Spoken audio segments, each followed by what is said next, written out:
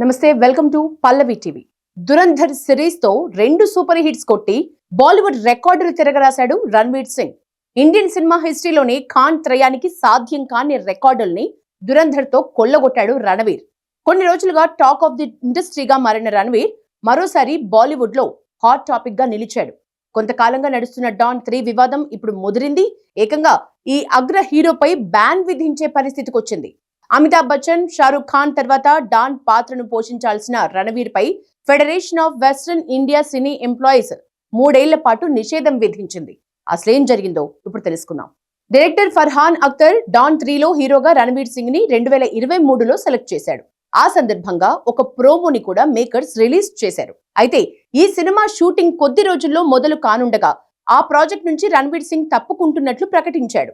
Cinema థియేటర్లో కొంత ఆలస్యం కావటం, స్క్రిప్టులో సమస్యలు తలెత్తడంతో రణవీర్ ఈ ప్రాజెక్ట్ నుంచి తప్పుకుంటున్నట్లు ప్రచారం జరిగింది. రణవీర్, ఫర్హాన్ అఖ్తర్ మధ్య క్రియేటివ్ డిఫరెన్సెస్ వచ్చినట్లు టాక్ వినిపించింది. డాన్ 3 నుంచి తాను తప్పుకున్న తర్వాత దర్శకుడు ఫర్హాన్ అఖ్తర్ కి రణవీర్ 10 కోట్లు ఆఫర్ చేసినట్లు రూమర్స్ వచ్చాయి. రణ్వీర్ సింగ్ తర్వాతి ప్రాజెక్ట్ ప్రళయ్లో అఖ్తర్ నిర్మాణ సంస్థకు వాటా ఇవ్వటానికి కూడా ఈ హీరో అంగీకరించారని టాక్ వినిపించింది. అయితే దీనిపై ఎవరూ అఫీషియల్ గా స్పందించలేదు.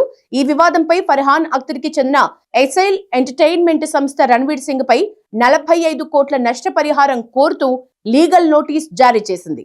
దీంతో federation of western India cine employees ఈ హీరోపై 3 ఏళ్లు నిషేధం విధించింది. రణవీర్ చర్చలకు సహకరించలేదని, నిర్మాతలు నష్టపోయిన 45 కోట్ల ఫ్రీ ప్రొడక్షన్ నష్టపరిహారం విషయంలో నిర్మాణ సంస్థతో ఉన్న వివాదాన్ని పరిష్కరించుకునే వరకు ఆయనతో కలిసి పనిచేయొద్దని పరిశ్రమను ఆదేశిస్తూ FWICE ప్రకటన జారీ చేసింది. సినిమాలు కీలక దశలో ఉన్నప్పుడు సీనియర్లు ప్రాజెక్టుల నుంచి వైదొలగటం ఇండస్ట్రీ స్థిరత్వానికి ముప్పును కలిగిస్తుందని FWICE తెలిపింది. అయితే ఇది ప్రభుత్వం విధించిన నిషేధం కాకపోవడంతో రణవీర్ పై పెద్దగా ప్రభావం పడదని సినీ వర్గాలు భావిస్తున్నాయి. ఈ నిషేధం విధించిన తర్వాత కూడా ఆయన సినిమాలను అంగీకరించవచ్చని, అయితే ఈ వివాదం కొలిక్కి వచ్చిన తర్వాతే ఆయన షూటింగ్లలో పాల్గొనాల్సి ఉంటుందని తెలుస్తోంది. ఈ మొత్తం వ్యవహారంపై రణవీర్ టీం స్పందించింది. రణవీర్ తన ప్రొఫెషన్ కి ఎంతో రెస్పెక్ట్ ఇస్తాడని, డాన్ 3 విషయంపై ఆయన రెస్పాండ్ కాకపోవటానికి కారణం అదేనని తెలిపింది. రూమర్స్ క్రియేట్ చేయటం రణవీర్ కు ఇష్టం లేదని ఆయన PR టీం క్లారిటీ ఇచ్చింది. డాన్ 3లో భాగమైన ప్రతి ఒక్కరిని ఆయన ఎంతో గౌరవిస్తారని తెలిపింది.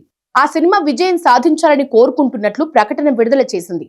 ఏదేమైనా రణవీర్ పై నిషేధం ఇప్పుడు బాలీవుడ్ ఇండస్ట్రీలో పెద్ద చర్చనీయాంశంగా మారింది. ఈ బ్యాన్ ఆయన భవిష్యత్ ప్రాజెక్టులపై ఎంత ప్రభావం చూపుతుంది అనేది ఆసక్తిగా మారింది.